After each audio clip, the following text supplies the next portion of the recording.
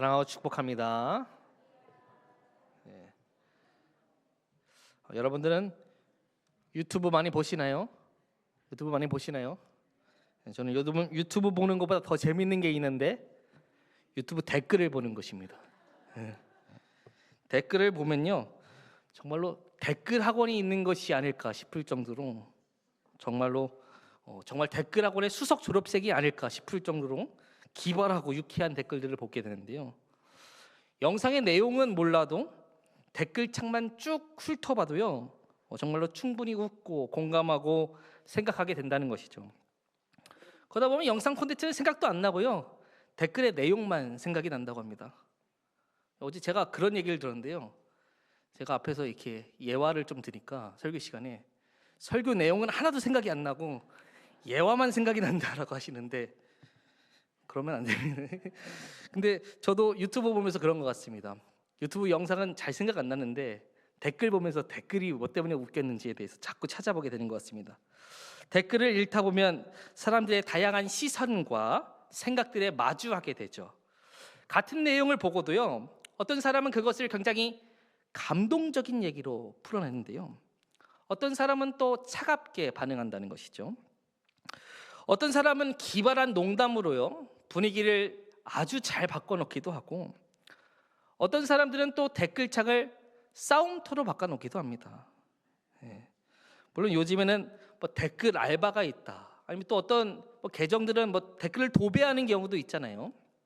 그것 때문에 사람들의 마음을 파악하는 것이 점점점 어려워진다 생각은 들지만, 그럼에도 여전히 댓글은 이 사회의 다양한 시선을 볼 수 있는 창인 것 같다라는 생각을 가지게 됩니다.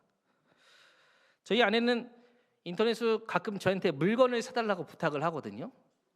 그래서 제가 그러면 무엇이 좋을지 막 고민을 해가지고 주문을 합니다. 그러면 꼭 물어봅니다. 댓글 봤어? 저는 댓글은 안 보고 샀거든요. 댓글 안 보고 샀다고 혼납니다. 왜 후기를 안 보고, 가장 중요한 후기를 보고 사야지 후기를 안 보고 샀냐고 그러는데, 그런데 이런 인터넷 댓글은 전체 이용자 중에 8%만 이용한다고 합니다. 그리고 인터넷을 사용하는 사람 중에요, 절반 가까이는 댓글을 한 번도 써본 적이 없다라고 합니다. 그러면 오늘 이 자리에 계신 분들 중에서도 한 절반은 댓글을 안 써보신 분들도 있겠다라는 생각을 하게 됩니다. 저도 그런 댓글을 안 쓰는 사람 중에 한 명입니다.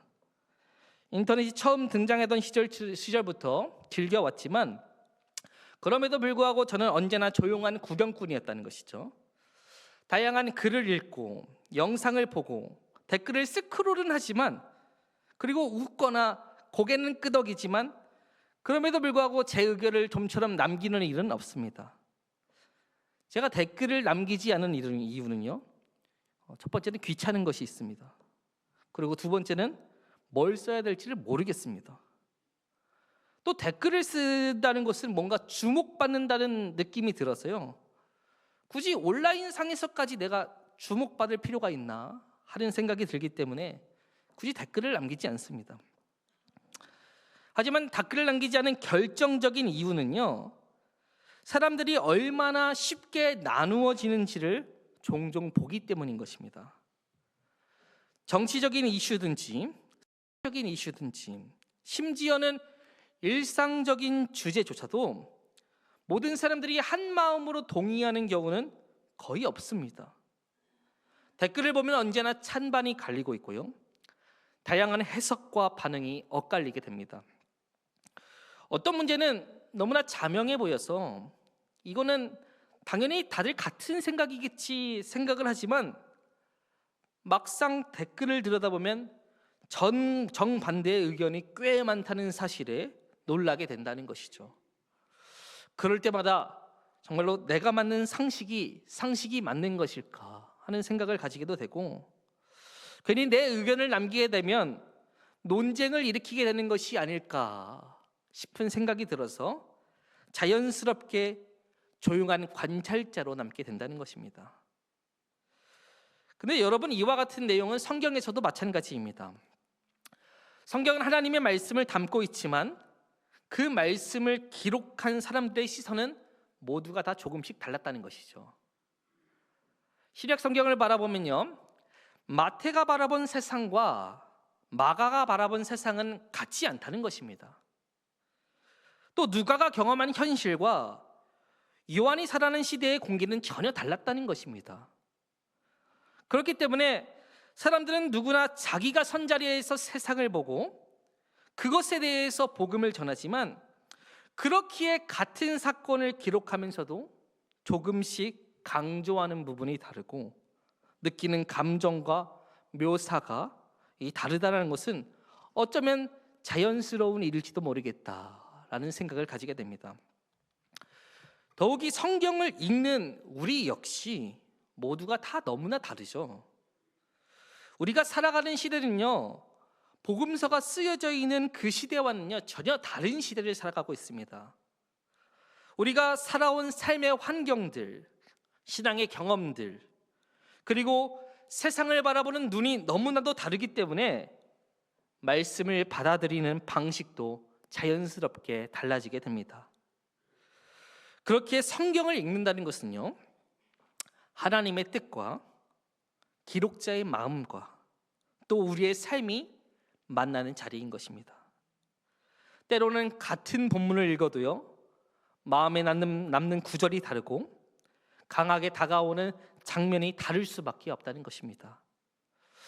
그러면서 저는 이 오늘 본문에 등장하는 이 아리마대 사람 요셉도 누가 바라보냐에 따라서, 또 그리고 어떤 시선으로 바라보냐에 따라서 서로 다른 모습으로 다가올 수 있겠다라는 생각이 들었습니다. 여러분, 아리마대 요셉에 대해서 잘 알고 계시나요? 아리마대 요셉은 어떤 사람이었나요? 성경은 아리마대가 정확히 어디인지를 구체적으로 말하고 있지는 않습니다. 그런데 일반적으로 분석을 하기는 구약의 사무엘의 고향인 라마가 이 아리마대이지 않을까라고 생각을 하게 됩니다. 이 라마는 예루살렘에서 한 20에서 25마일 정도 떨어진 곳인데요, 차로 달리면 한 40분 정도 걸리고 걸어가면 하루가 꼬박 걸릴 정도의 그 정도의 거리라는 것입니다. 그런 시골 출신의 이 아리마대 요셉에 대해서 마태복음은 단순하면서도 굉장히 강하게 소개를 하는데요, 마태복음 27장 57절의 말씀을 보면 아리마대의 부자 요셉이라고 하는 사람이 왔으니 그도 예수의 제자라라고 말하고 있습니다. 이 짧은 한 문장 안에 우리가 주목해야 할 중요한 사실들이 담겨 있는데요, 그는 단순히 신앙심 깊은 그런 한 사람이 아니라 예수의 제자였다는 것입니다. 또한 마태는 그를 부자 요셉이다라고 말하고 있는데요, 이것을 통하여서 그의 재산과 사회적 성공이 뛰어났다, 이 당시에 가장 높은 권세와 명예를 누리던 사람이었다라는 것을 우리는 알게 됩니다. 마가는요, 여기에 조금 더 구체적으로 요셉을 설명하게 됩니다. 아리마대 사람 요셉이 와서 당돌이 빌라도에게 들어가 예수의 시체를 달라 하니 이 사람은 존경받는 공회원이요 하나님 나라를 기다리는 자라라고 말하고 있는데요, 요셉을 하나님 나라를 기다리는 사람으로 표현한다는 것이죠. 그리고 유대 사회에서 가장 높은 기관인 산헤드린 공회회 공회원이었다라고 소개하고 있습니다. 산헤드린 공회는 오늘날로 치면 국회의원인 것이죠. 국회의원. 국회의원이면서 동시에 대법관이기도 하고 종교의 최고 지도자였다는 것입니다. 이 산헤드린 공회는요, 유대 전역에서 단 70명만 참석할 수 있는 그런 자리였습니다. 그러니까 그 자리에 올랐다는 것은 무슨 뜻이죠? 유대 전역에서 70명의 자리에 들었다는 것이죠. 그렇기 때문에 이 요셉이라고 하는 사람은 학문적으로, 신앙적으로, 도덕적으로 무엇보다도 사람들의 신뢰가 전적으로 가득한 그런 사람이었다는 것입니다. 다시 말해서 요셉은 부와 명예, 권력, 그리고 도덕성 이런 것들을 모두 갖춘 사람이었다는 것이죠. 누가는 여기에서 한 걸음 더 나아가 요셉의 내면을 뚜렷하게 보여주는데요. 누가복음 23장을 보면요, 공의 의원으로 선하고 의로운 요셉이라 하는 사람이 있으니 그들의 결의와 행사에 찬성하지 아니한 자라. 그는 유대인의 동네 아리마다 사람이요 하나님의 나라를 기다리는 자다라고 말하고 있는데, 요셉을 소개하면서 선하고 의로운 자다라고 강조한다는 것이죠. 그리고 사내들인 공회원으로서 이 예수님을 정죄하고 십자가에 넘기기로 결의한 그 자리에 분명히 있었지만 그 결정에 찬성하지 않은 몇 안 되는 사람 중에 한 명이었다라고 말하고 있습니다. 겉으로는 세상의 최고 권력자들과 함께 있었지만 이 요셉의 마음은 그들과는 전혀 다른 곳을 걷고 있었다는 것입니다. 여러분, 그렇다면 요셉은 어떻게 예수님을 만나게 된 것일까요? 요셉은 사내들인 공회원으로서 수많은 종교적 논쟁과 사건들을 아마 지켜보아야 할 것이었습니다. 그리고 누구보다도 율법을 잘 알아봤고 이 자칭 메시아들의 등장들을 지켜본 것으로 보입니다. 하지만 어느 날 이 갈릴리 지방에서 올라온 한 이름 없는 한 청년이 있었는데 그의 이야기가 이 귀에 들어오기 시작하는 것입니다. 아무런 권세도 학문적 배경도 정치적 후원도 없는데 오직 하나님 나라를 선포하는 이 이야기에 요셉이 귀를 기울이게 된 것이죠. 그분이 바로 예수님이었습니다. 그 말씀이 그의 심장을 두드렸고요, 그는 마음속으로 정말로 예수님이야말로 내가 평생을 기다려온 메시아일 수 있구나, 그래서 이분이다 라는 생각을 한 것 같습니다. 그래서 요셉은 마음속으로 그렇게 믿기 시작하였습니다. 자신이 가진 지식과 양심으로도 반박할 수 없는 진리, 자신이 평생을 기다려온 하나님 나라를 진짜 선포하는 분, 그가 바로 예수님이라는 것을 깨달은 것입니다. 물론 성경은요, 요셉이 예수님께 어떻게 직접 고백하였는지 아니면 정말로 마음속으로만 믿고 있었는지에 대해서 정확히 구체적으로 말하고 있지는 않습니다. 그러나 마태도 마가도 누가도 한결같이 이야기하는 것이 있으니 그것은 바로 그는 예수님의 제자였다는 것입니다. 그는 분명히 하나님 나라를 기다리는 사람이었고 믿음을 가진 자였다는 것입니다. 여러분, 그런데 아리마디의 사람 요셉에 대해서 요한복음의 평가는 조금 다릅니다. 마태, 마가, 누가 모두 요셉을 이 하나님의 나라를 기다리는 자다, 그는 예수의 제자요 하나님 나라를 기다리는 자다라고 이렇게 표현하지만 요한은 요셉에 대해서 조금 다른 시각을 보여주는데요. 요한은 요셉이 예수님을 믿는 자라는 사실을 인정하였습니다. 하지만 그가 그 사실을 숨기고 있었다라고 이야기를 하고 있습니다. 요한복음 오늘 본문 38절의 말씀을 보면요, 아리마대 사람 요셉은 예수의 제자이나 유대인이 두려워 그것을 숨기는지라. 그가 왜 자신을 숨겼냐라고 하면 유대인들이 두려워서 그것을 숨겼다라고 말하고 있다는 것이죠. 요셉은 아까 말씀드렸듯이 사내들인 공회원의 아주 높은 지위를 가진 자였습니다. 그런데 그런 높은 지위에도 불구하고 두려움이 있었다는 것이죠. 학식과 명예, 재산, 신앙 모든 것을 가진 것 같았지만 예수님을 믿는 사실이 드러난다는 것은 여전히 큰 두려움이었다는 것입니다. 만약 예수를 믿는다는 것이 드러나게 되면 어떻게 될까요? 그 사실이 알려지게 되면 지금까지 쌓아온 모든 것을 하루아침에 잃을 수가 있습니다. 공회의 자리에서 쫓겨나게 될 것이고 출교를 당하게 될 것이고 모든 신뢰와 존경을 한순간에 잃을 수가 있습니다. 심지어는 생명의 위협을 당할 수가 있습니다. 그래서 요셉은 믿고 있었지만 말하지 않았습니다. 마음으로는 예수님을 따르고 있었지만 입으로는 고백하지 않았습니다. 속으로는 제자였지만 겉으로는 그 누구도 그가 믿는 사람이었다는 것을 알지 못하였다는 것이죠. 그는 믿음을 세상 앞에 드러내지 못하고 조용히 숨어서 살아가던 사람이었다는 것입니다. 물론 그는 부패한 다른 종교 지도자들과는 분명히 달랐습니다. 늘 바르게 살고자 하였습니다. 진리를 사모하는 사람이었습니다. 그러나 그 마음과는 달리요, 손에 쥔 현실은 너무나 달랐다는 것이죠.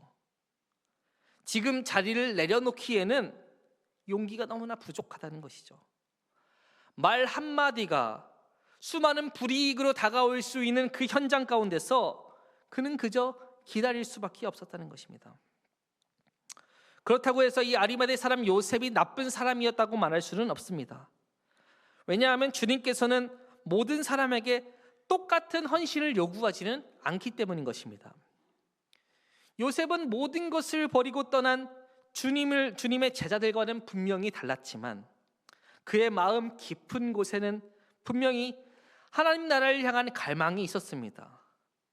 그는 부도 명예도 권력도 가진 사람이었지만 그것에 안주하지 않고 하나님 나라를 분명히 기다렸습니다. 그의 신앙은 세상을 보는 화려한 헌신이 아니라 조용히 그러나 분명히 하나님을 향한 믿음이었다는 것입니다. 하지만 동시에 밤새워 주님을 지키고 생명의 위협 속에서도 물러나지 않았던 제자들의 입장에서는요, 이 요셉의 믿음이 조금 아쉬워 보인다는 것이죠.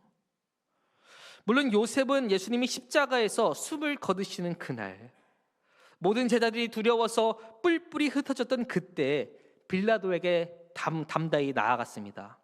그리고 모두가 보는 앞에서 요청하였습니다. 예수님의 시신을 나에게 주십시오. 이것은 단순한 부탁이 아니죠. 스스로를 세상 앞에 드러내게 된 것이죠. 나도 예수의 제자이다는 것을 드러내게 된 것이죠. 성경은 요셉이 이 일 후에 어떤 대가를 치렀는지에 대해서 구체적으로 기록하지는 않지만 그럼에도 불구하고 우리는 쉽게 짐작할 수 있습니다. 살해드린 공예의 유력한 공예원이었던 요셉이 십자가에 못 박힌 죄수, 그것도 공예가 정죄한 예수의 시신을 요구했다는 것은 이 곧바로 소문이 퍼질 수밖에 없다는 것이죠. 그는 사회적 신뢰를 잃었을 것이고요, 공예에서 쫓겨났을 가능성이 높습니다.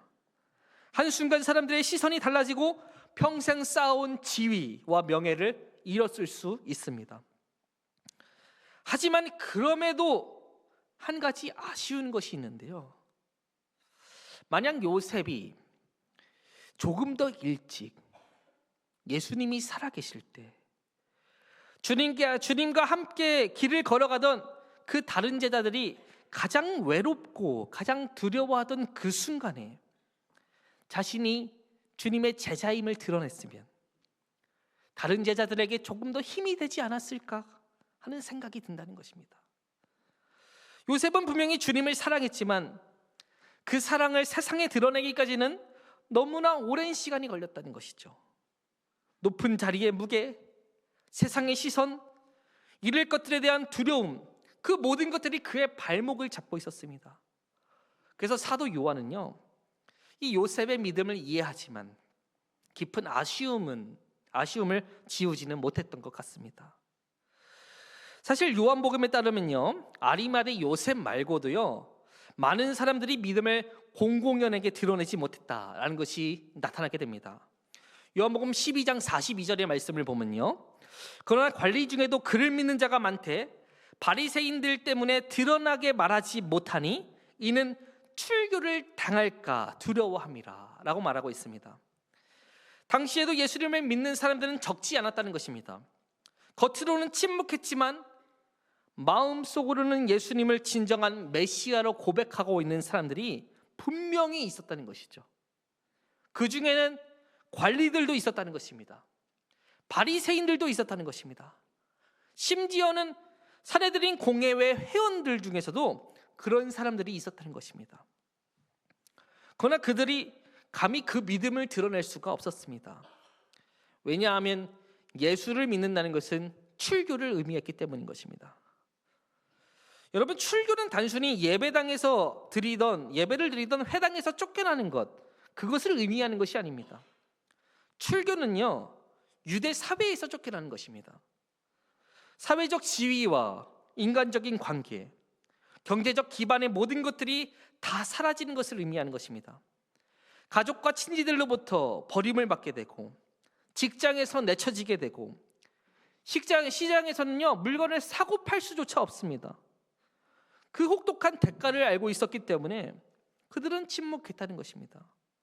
믿기는 했지만 입으로 고백할 용기를 내지 못했다는 것입니다.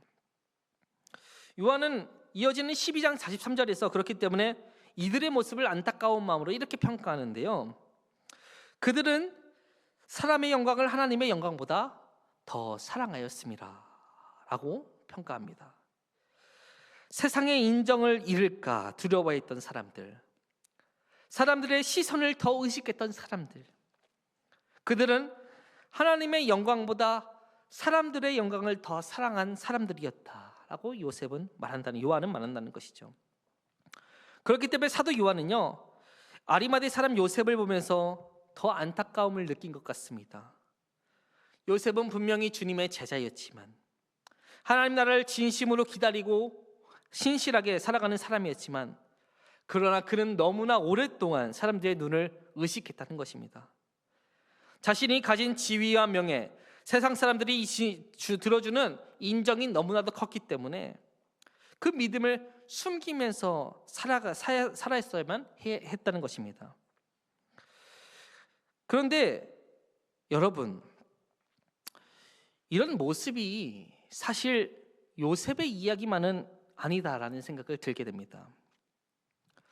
오늘날 우리 주변에서도요, 심지어 우리 삶에서도 비슷한 모습이 반복되고 있다는 것입니다. 여러분, 제 이름 다 아시죠? 제 이름 다 아시죠? 제 한국 이름이 뭐냐고 물어보시는 분들이 있는데, 한국 이름은 양사무엘입니다. 네 글자, 양사무엘입니다. 저는 이름이 꽤 특이한 편이라 한국에서는 웬만한 사람들은 저를 보면 자연스럽게 다 교회 다니겠다라고 생각을 합니다.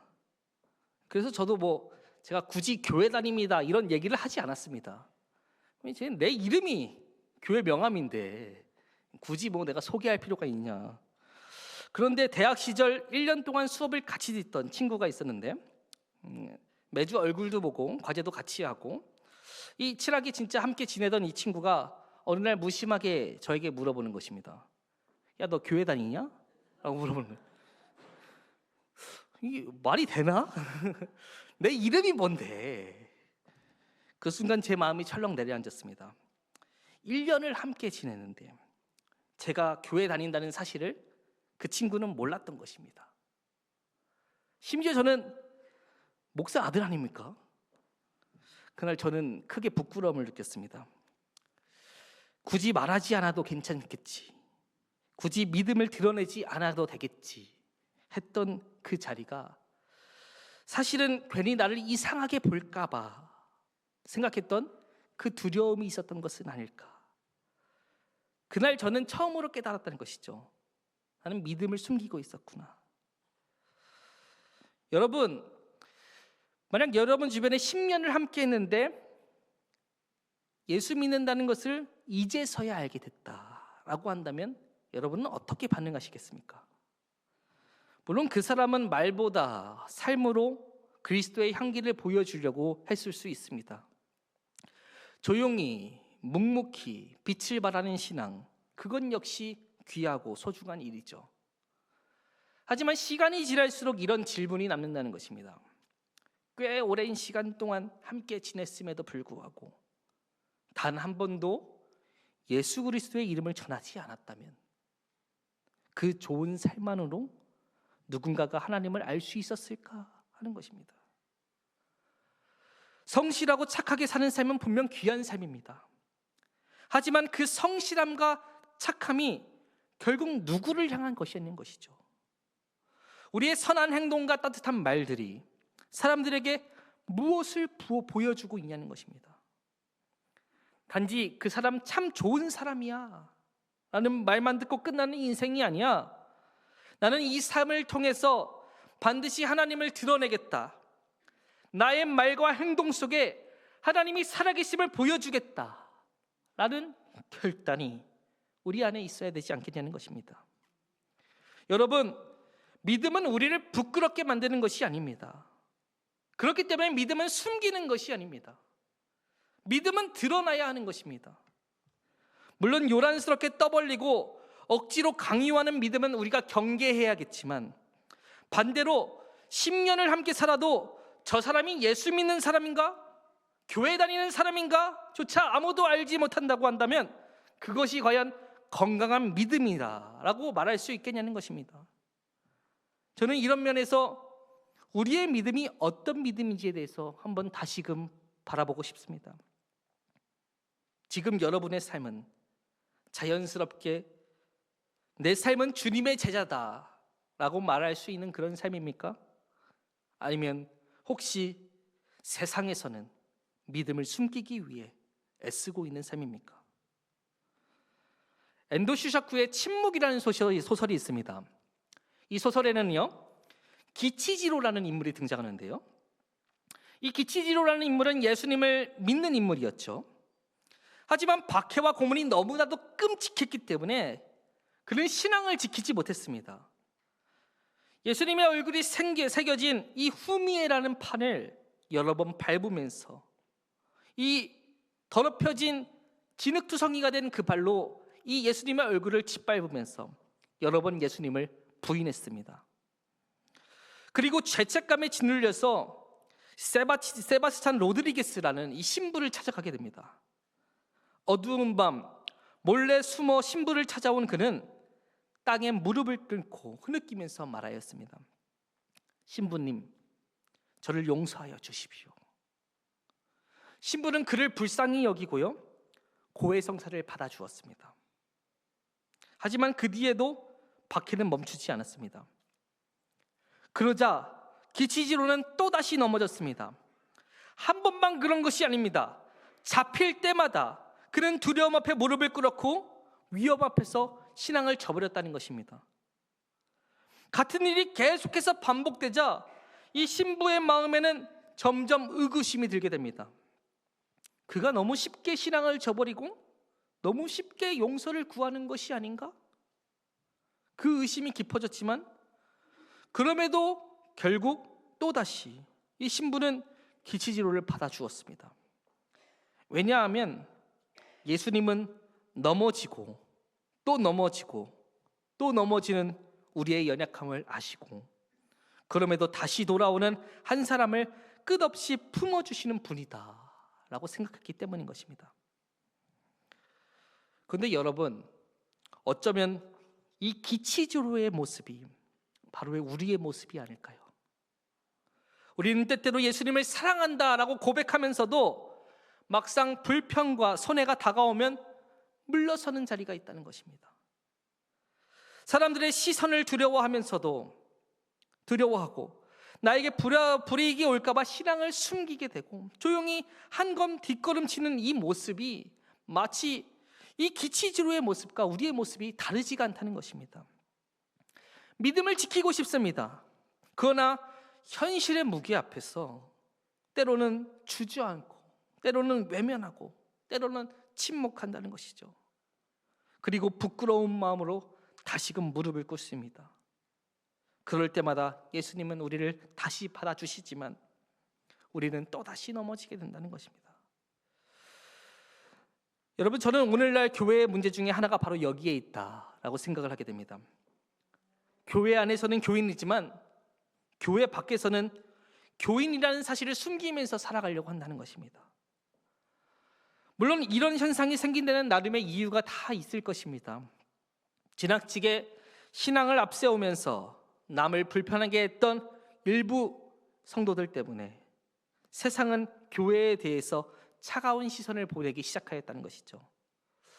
그래서 많은 사람들이 마음속으로 이렇게 생각합니다. 그냥 믿어도 조용히 믿자, 티내지 말고 믿자 라고 생각한다는 것입니다. 저도 그 마음을 이해합니다. 신앙을 과시하고 남을 무시하고 불편하게 만드는 신앙은 오히려 복음을 가리는 일이 될 수 있다는 것이죠.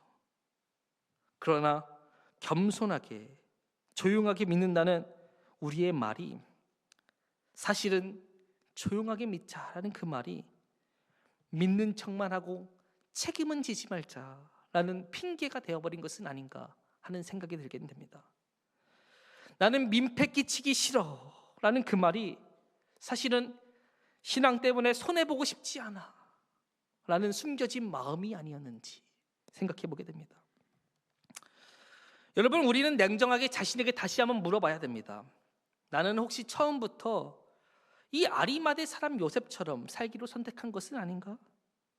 믿기는 믿지만 절대로 드러내지 않고 예수님의 제자이긴 하지만 내 자리와 내 평안은 절대로 포기하지 않고 주님을 사랑한다고 말은 하지만 그 사랑이 내 삶의 자리에 아무런 흔적을 남기지 않으려고 그렇게 살아가는 자리에 힘을 쓰고 있는 것은 아닌가? 우리는 그렇게 조용히 아무 흔적 없이 아무 책임 없이 신앙을 숨기면서 살아가고 있지는 않은가 하는 것입니다. 그렇게 이제 우리는 물어야 합니다. 우리는 이대로 머뭇거리는 신앙에 있을 것인지 아니면 진짜 참된 제자에 걸을 것인지 우리는 물어야 한다는 것입니다. 가끔 저에게 이렇게 말씀하시는 성도님들이 있습니다. 목사님, 저는 나이롱 신자예요. 나이롱 신자 다 무엇인지 아시죠? 네. 저는 나이롱 신자예요 라고 말한다는 것입니다. 그 말이 진짜 안타까운 고백이라면 저는 함께 아파할 수 있을 것 같습니다. 하지만 그 말이 자신을 방어하고 책임을 피하려는 말이라고 한다면 저는 교회는 나오지만 봉사나 섬김, 헌신은 감당할 수 없어요 라는 뜻으로 사용되게 된다고 하면 그것은 주님 앞에서 신앙을 감추겠다는 선언과 다름없다는 것입니다. 여러분, 예수님은 우리에게 조용히 믿으라라고 말씀하신 적이 절대 없습니다. 오히려 세상의 빛과 소금이 되라라고 말씀하셨습니다. 그 빛은 숨길 수 없는 것이라라고 말씀하셨고 그 소금은 반드시 맛을 내야 된다라고 말씀하셨습니다. 그런데 요즘에는 스스로를 신자라고 말하지만 제자이기를 거부하고 교인이기는 하지만 증인이 되기를 주저하는 사람들이 너무나도 많습니다. 교회 출석의 흔적은 있지만 그리스도를 따르는 제자의 삶의 자취는 보이지가 않는다는 것입니다. 그렇기에 3년 동안 예수님을 따라다니면서 함께했던 이 요한의 눈에는 이 아리마대 사람 같은 사람의 신앙이 아쉽게 보였던 것 같습니다. 예수님께서 유대 지도자들에게 공격을 받고 모함당하실 그때 요셉은 그 자리에 함께하지 않았다는 것입니다. 제자들이 밤을 새워가면서 불안한 길을 동행하고 고단한 걸음을 걸을 때 그는 조심스럽게 먼 발치에서 그냥 조용히 자신을 숨기고 있었다는 것입니다. 여러분, 그럼에도 불구하고 저는 아리마대 사람 요셉이 예수님의 제자였음을 부인하지 않습니다. 비록 그의 삶이 때로는 소심하고 조심스러웠다라고 할지라도 사람들의 시선이 두려워서 자신의 믿음을 숨겼다라고 할지라도 주님을 향한 그의 사랑은 진실했다는 것입니다.